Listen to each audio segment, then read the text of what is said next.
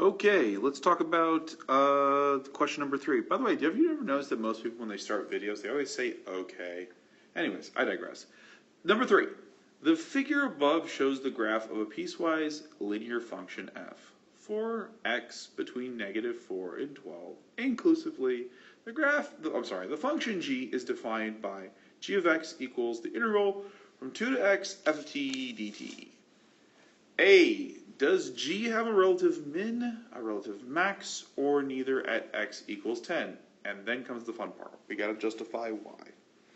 So, what is going on here? So the first thing you have to be very careful with is that the picture is saying, the text is saying that the function g is defined by g of x is equal to the integral of ft.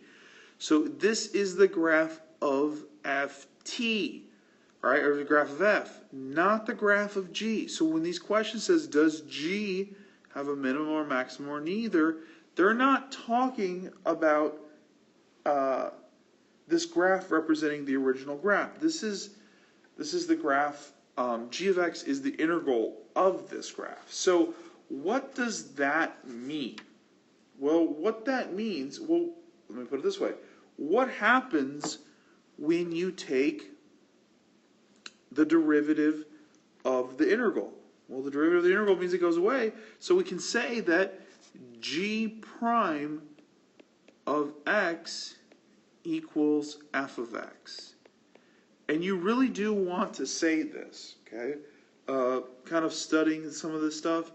One of the things that I've heard is that very often is the case, and most often is the case, when they give you a graph, the graph does not represent the original graph, but rather the derivative, okay? So keep that in mind. I'm not saying that's always true, I'm just saying it tends to be the case.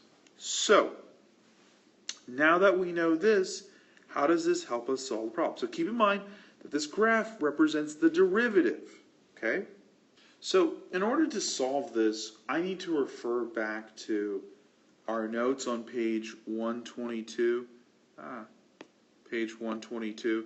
And this deals with drawing curve sketching, okay? So what we did here is when we try to do curve sketching, we said if we have a graph that is f prime, the values below, in this particular example, the y values represent what the derivative is. So this is saying that the derivative down here is negative and the derivative afterwards is positive, right? So if that's the case, what would happen in this picture? Well, what would happen in this picture is, I said it's negative, so you know that the graph would have a negative slope and then it would become positive. So if this graph right here represents f prime, then this graph here would be a sketch of a possible, entire graph could be shifted straight down, straight up, we don't know. But this would be a potential f of x graph, right? So in our problem, that means if when I look at this, we're saying that the derivative would be negative here. The derivative is negative. The derivative is negative. The derivative is 0 here.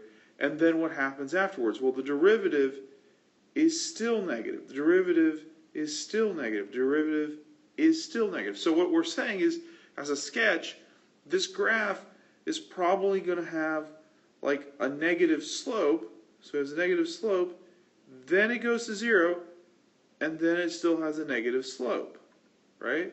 So if that's the case, does this graph have a min, a max, min or max? Well, to have a min or a max, your function has to change its slope from negative to a positive, or from positive to a negative, right?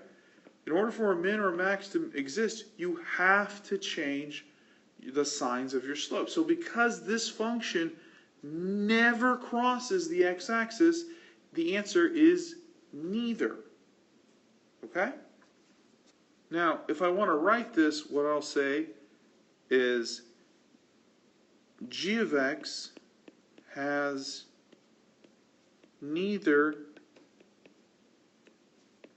a max nor min Norman, it sounds like I said Norman, at x equals 10 because g prime of x does not have a sign change there. And there you go. There's your answer. All right. I'll see you all in the next video.